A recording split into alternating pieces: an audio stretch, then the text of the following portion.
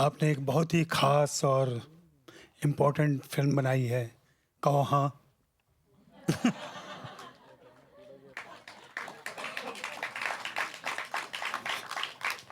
जी हाँ। इस फ़िल्म के बारे में जैसा पहले हमने पढ़ा भी और सुना भी है कि सिर्फ़ 8 लाइन्स की कोई खबर थी, जो आपने कभी पढ़ी थी और बाद में उसको डेवलप करने की बात सोची, जिसे आपने और संजय चौहान ने मिलकर तैयार किया। By the way, Sanjay Chauhan को इसी साल हमने मिस किया है, उनका देहांत हो गया है अभी, नहीं तो आज शायद वो भी होते यहाँ पे, तो उनको याद कर लेते हैं 2 मिनट के लिए। कैसे ये आइडिया आया और क्यों ज़रूरी लगा आपको इस फ़िल्म को बनाना? ये तो खैर बहुत बार बोला जा चुका है, लेकिन हाँ, मैंने भी बहुत सालों बाद ये फिल्म देखी दोबारा, 10 साल बाद शायद। और फिल्म देख के लग रहा था इस पिक्चर में कई लोग हैं जिन्होंने एक्टिंग की और वो हमारे बीच नहीं है। इरफान तो खैर है ही है, विजय कौशिक, शुरू में एक बुढ़ा झक्कड़ जो पान सिंह कर रहा है जो था वो भी चला गया, ओह! सीताराम चला गया पांचाल, और एक एनएसडी का क्या नाम है उसका, अशरफ अशरफ, सिंह। अशरफ भी गुजर गया, संजय चौहान चले गए। बहुत भारी महसूस कर रहा हूँ उसके बाद में। बट अब जैसा आपने कहा कि आइडिया, मैं बैंडेड क्वीन में असिस्टेंट था शेखर जी का, तब रिसर्च कर रहे थे, तो संडे करके एक मैगजीन आती थी इंडिया टुडे जैसी, आनंद बाजार की। 1983 का कोई इशू था, फूलन देवी के सरेंडर का वो था, तो उसमें एक पेज पे था पान सिंह तोमर के बारे में कि ऐसा था स्पोर्ट्समैन और ऐसा हुआ, तो मुझको लगा था कि यार इस पर बन सकती है।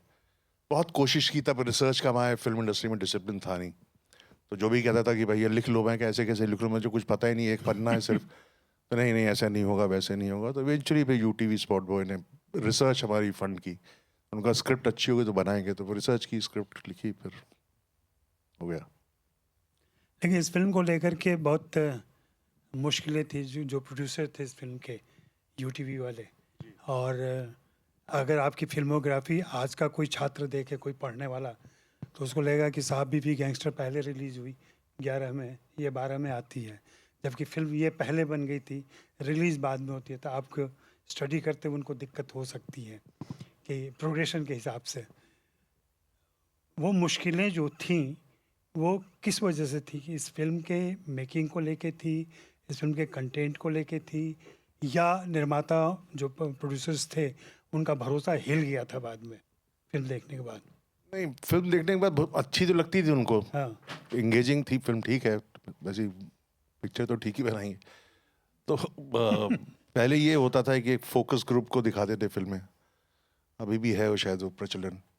तो फोकस ग्रुप वाले अलग शहरों में एक बना, तो उन सबका लगता था कि ये फिल्म तो अच्छी है लेकिन इसको देखेगा कौन। तो उस और सैटेलाइट वो बेच चुके थे, तो पिक्चर रिलीज करनी थी उनको, तो 1.5 साल तक वो उन्होंने फिल्म रिलीज, ये यूटीवी की ये उनकी परंपरा रही है, अच्छी फिल्में वो रिलीज करने में हिचकिचाते हैं।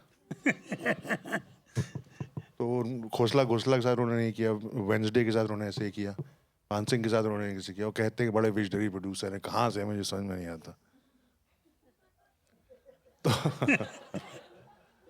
तो फिर बस वही था, फिल्म के रिलीज होने का इंतजार करते थे हम लोग, दिन भर टीटी खेलते थे, कुछ काम नहीं था रिलीज, तो सोचा कि फिल्म बना दे।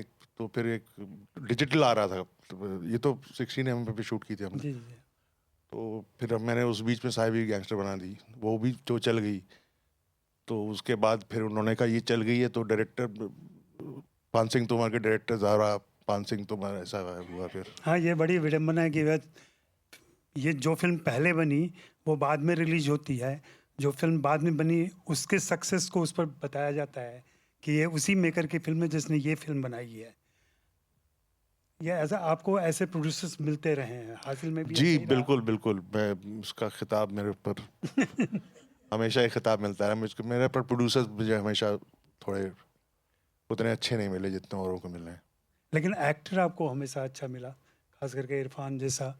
और इरफान के साथ फिल्म, ये फीचर फिल्म तीसरी थी। जी। हाँ, और उसके अलावा आप बहुत नहीं, सारी। ऐसा भी था इरफान के साथ कि एक्चुअली हमने 2 फिल्में और थी जो हमने शुरू की, हम्म। और थोड़ी सी शूट हुई और बंद हो गई। मेरी सेकंड फिल्म थी चरस, और जिस दिन चरस रिलीज हुई थी उसके नेक्स्ट डे मैंने इरफान के साथ एक फिल्म शुरू की थी, इसका नाम था killing of a porn film maker. थोड़ी अलग सी थी पिक्चर, तो उसके एक हफ्ते हमने शूटिंग भी की। बड़ी बहुत ही इंटरेस्टिंग स्क्रिप्ट थी वो, लेकिन फिर वो प्रोड्यूसर, जैसे प्राइवेट प्रोड्यूसर्स थे, वो उन्होंने शेल्फ कर दी पिक्चर, तो वो बंद हो गई।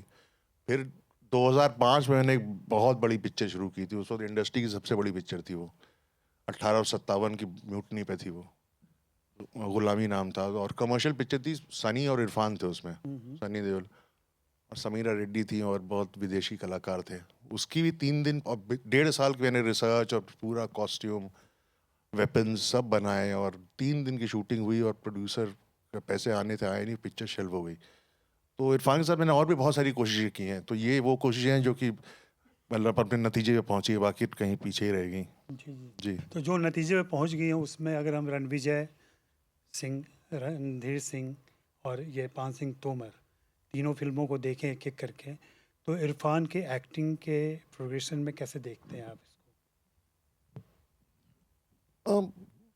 ग्रो किया इरफान, डेफिनेट। आदमी पत्थर तो होता नहीं, आदमी तो बदलता रहता है। तो मैं भी ग्रो किया, वो भी ग्रो किया, दोनों साथ में ही। मतलब हम लोगों की ड्रामा स्कूल की जर्नी, ऑलमोस्ट 2 साल सीनियर था मुझसे इरफान।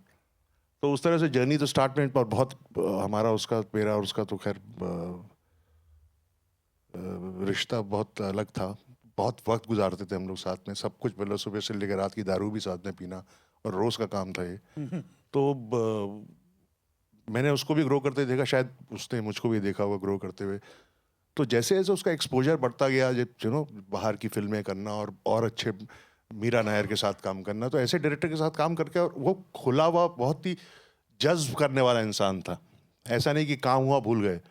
तो जो चीज़ें, जो अच्छे काम होते थे, जिसमें कोई उसको लगता था इस काम से वो उम्मीदें बढ़ेंगी, और अच्छे डायरेक्टर के साथ काम करता था, वो उन डायरेक्टर से लेता था। इरफान बहुत इवॉल्व किया है, बहुत, मतलब जब से मैंने ड्रामा स्कूल से देखा है उसको, तो वो हमेशा ग्रो करता रहा, कभी स्टैग्नेट नहीं रहा वो। रोल को अप्रोच करने का उसका जो तरीका, ढंग है, वो बदलता रहा। इस फिल्म में जैसे एक संवाद है कि जब आप रेस में शामिल हो गए हैं तो आपको फिनिशिंग लाइन तक तो पहुंचना ही पड़ेगा, आप हारे या जीते। रेस इरफान, पूरी करनी पड़ेगी। रेस पूरी करनी पड़ेगी। इरफान मेरे ख्याल से रेस पूरी नहीं कर पाए अपनी ज़िंदगी में, अचानक कुछ हुआ और फिर हमारे बीच नहीं रहे वो। लेकिन जो उनके कैरियर को अगर आप देखें, अपनी फिल्मों के साथ साथ दूसरी फिल्में भी उनकी, तो आपको क्या लगता है कि वो बतौर एक्टर, आपसे बातें भी होती रही होंगी उनकी, उनकी जो ख्वाहिशें रही होंगी वो भी आप जानते होंगे, वो कहाँ तक अचीव कर पाए थे? अब ये अचीव ऐसा तो नहीं है कि घड़ा भर जाएगा जी। एक दिन, कि अचीव हो गया, ऐसा तो होता नहीं है। वो तो जिंदा रहता तो और भी ऊंचाइयां पहुंचता वो। तो ऐसा नहीं था वो, कभी मुझको इस तरह से उसने निराश नहीं था वो चीज़ों से, चीज़ें अच्छी ही हो रही थी। और जैसे नेम सेक में मुझे उसकी परफॉर्मेंस बहुत अच्छी लगती है। अपनी फिल्मों के अलावा किसी एक पिक्चर में मुझे वो अच्छा लगता था, तो वो नेम सेक में लगता था। क्योंकि मैं दोस्त था उसका, मैं उसकी पर्सनालिटी को, मैं मुझसे अच्छा कोई नहीं जानता था। एज ए डायरेक्टर्स की बात कर रहा हूँ। तो चीज़ वो कर सकता था, वो बहुत सारे डायरेक्टर्स को मालूम नहीं था कि वो किस लायक है, कहाँ क्या क्या कर सकता है वो। मीरा शायद इस बात को समझती थी। तो बहुत अच्छी फिल्म थी, उसमें तो ब्रिलियंट परफॉर्मेंस थी नेम सेक में। और वॉरियर जैसे है, तो ये फिल्में हैं कुछ जो कि हमेशा याद रहेंगी। मतलब बहुत। सवाल क्या था आपका? सवाल ये था कि वो कभी अपने जो काम, ख्वाहिशें जी थी इनकी, उनकी पूरी हो पाई थी कि नहीं, बातचीत में कभी कोई शेयर किया हो आप? मतलब अब कोई निराश हो गई आदमी कहेगा, कहेगा मैंने तो अचीव कर लिया, ऐसा तो कोई कहेगा नहीं। तो लेकिन मैंने कभी उसको निराश नहीं देखा। लेकिन आज मैं संजय गुप्ता का एक इंटरव्यू देख रहा था सिद्धार्थ कनन के साथ। तो उसमें उसने बोला कि उसने संजय गुप्ता एसिड फैक्ट्री, ऐसे कोई ऐश्वर्या के साथ एक फिल्म की थी ना कोई, जज्बा। जज्बा। तो जज्बा, तो उसने कहा कि संजय ने बोला कि, उसने इरफान ने बोला कि मैं करता हूँ, बट हीरो तो पिक्चर का ऐश्वर्या है, तो ऐश्वर्या राय है। तो उसने कहा हाँ वो तो है। तो कहते ठीक है मैं करूँगा, लेकिन मेरी ये एक साइड है इरफान का जो कि मुझको संजय ने बोला, झूठ तो नहीं बोल रहा वो, कि यार क्योंकि संजय गुप्ता ने बहुत सारी पिक्चर्स संजय दत्त के साथ की हैं, है ना, सब कुछ उसका। तो इरफान ने बोला कि यार तू जब शूट करेगा ना तो अपने दिमाग में संजय दत्त को रखना जब मुझको शूट करेगा। और वैसे ही प्रेजेंट करना, और मेरे पास वन लाइनर होने चाहिए। तो संजय गुप्ता ने ठीक है, मैंने भर भर के उसको वन लाइनर्स दिए। तो ये भी साइड था, बिकॉज उसको मालूम था इस तरह की कमर्शियल फिल्म कर रहा है, तो जो कमर्शियल फिल्म के भी सारे मायने सारे टिक्स होने चाहिए ना, तो उसको उसने कहा होगा ये।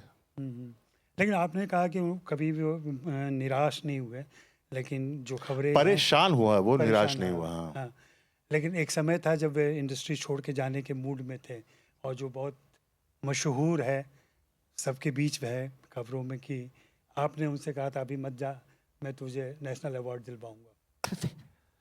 मेरी क्या औकात, मैं किसी को बोलूंगा नेशनल अवार्ड दिलाऊंगा। लेकिन हुआ तो अब कह दिया होगा, पता नहीं, अफसाना सा बन गया, मुझे तो याद नहीं, भगवान कैसा मुझे याद नहीं। यह तो आपने कहा होगा या इरफान ने कहा होगा? मैं नेशनल अवार्ड लेके जाऊंगा। हाँ, नहीं नहीं, ये भी नहीं इरफान मुझे ने याद। ये कहा होगा कि तिग्मांशु ने मुझे ऐसा भरोसा दिया था। उसने आपसे अब कहा वो था भरोसा तो क्या? आप दिया आपसे कहा था क्या उसने? नहीं, मुझसे तो कभी मैंने ये पूछा भी नहीं। मैंने सुना है ये। हाँ, तो कहा था। ये इसको जिंदा रखेंगे इस बात को। जी जी जी जी। हाँ जी। इस फिल्म को, जैसा कि मैंने शुरू में कहा था, कि इसको एक स्पोर्ट्स पर्सन की कहानी कहें, एक डकैत की कहानी कहें, या जो फिल्म में बार बार दिख रहा है कि खिलाड़ी के तौर पर उसको जो पहचान नहीं मिल पाई, या उसकी वजह से जो सारी चीज़ें मिल जानी चाहिए थी, भाई ने ज़मीन हड़प ली, चचेरे भाई ने, उसकी वजह से जो उनको दिक्कतें हुई, और सिस्टम ने जैसा उनके साथ बर्ताव किया, ये सारा फ्रस्ट्रेशन उनके अंदर था, पान सिंह तोमर के अंदर।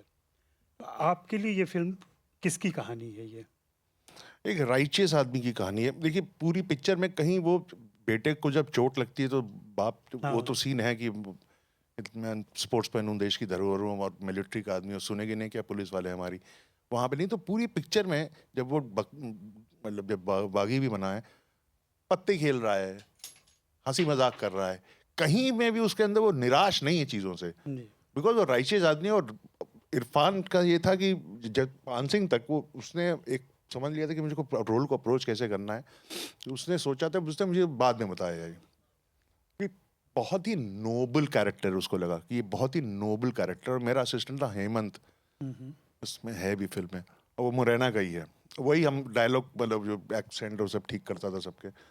तो उसने हेमंत पे अपना कैरेक्टर बेस किया। अगर हेमंत को आज भी देखेंगे तो आपको लगता है मिलिट्री वाला है, अभी भी उसमें एक गांव वाला एक वो है, लंबा है इरफान जैसा वो भी। तो उस इरफान ने पूरा का पूरा अपना पर्सनालिटी हेमंत को पकड़ के किया है।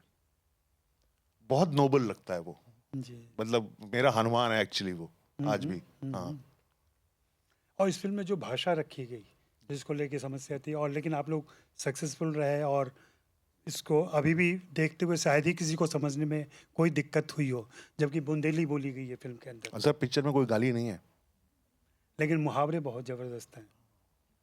और जहाँ जहाँ मुहावरे आए हैं, पता नहीं लोगों ने कितना पकड़ा उसको। जो लोकल देसेस मुहावरे होते हैं उनका बहुत इस्तेमाल किया गया है। ये किसकी, संजय की इनपुट काफी थी या आपकी? बहुत नहीं काफी कंट्रीब्यूशन संजय का है इसमें। जैसे कहो हाँ, हाँ, वो संजय का कहो है, हाँ तो बिल्कुल है, वो बिल्कुल उसके संजय। फादर का है। हाँ अच्छा, ऐसा हाँ उन्होंने करेक्ट कहा करेक्ट, था। जी जी जी जी।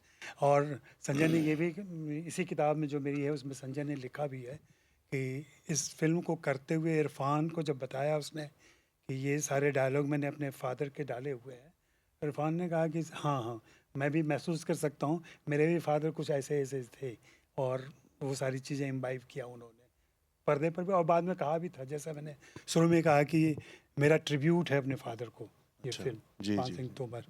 पान सिंह तोमर को लेकर के बहुत सारे जो क्रिटिक हैं, या जो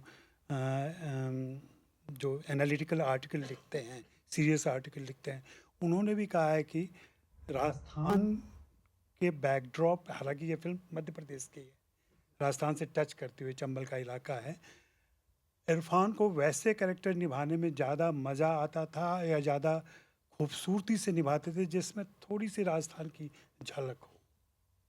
नहीं ऐसा तो नहीं है, नहीं था ऐसा? बिल्कुल। मेरी मेरी पहली फिल्म थी हासिल, इलाहाबाद में सेट थी, उसने कितना बढ़िया, कहीं से ऐसा नहीं था। हफ्ते भर में उसने पूरा बहुत प्रॉपर एक्सेंट तो नहीं पकड़ा था, लेकिन वो तेवर इलाहाबादियों का उसने पकड़ लिया था, तो ऐसा नहीं है। रणविजय तो बिल्कुल वो लोगों का आइडियल रहा है, हॉस्टल में लोग बार बार उस फिल्म को देखना। हाँ, बहुत और इन्होंने कोशिश की, मतलब वो पिक का प्रिंट इनको मिला नहीं, मतलब वो डीसीबी कॉपी मिली नहीं, हासिल की तो वो पिक्चर थी जिससे इरफान को भी सब कुछ हासिल हुआ और मुझे भी। हासिल आप लोगों ने देखी है कि सब लोगों ने? यूट्यूब पे है, खराब सी कॉपी देखिएगा। चलिए, थैंक यू दिग्वंशु, और आप सभी का धन्यवाद।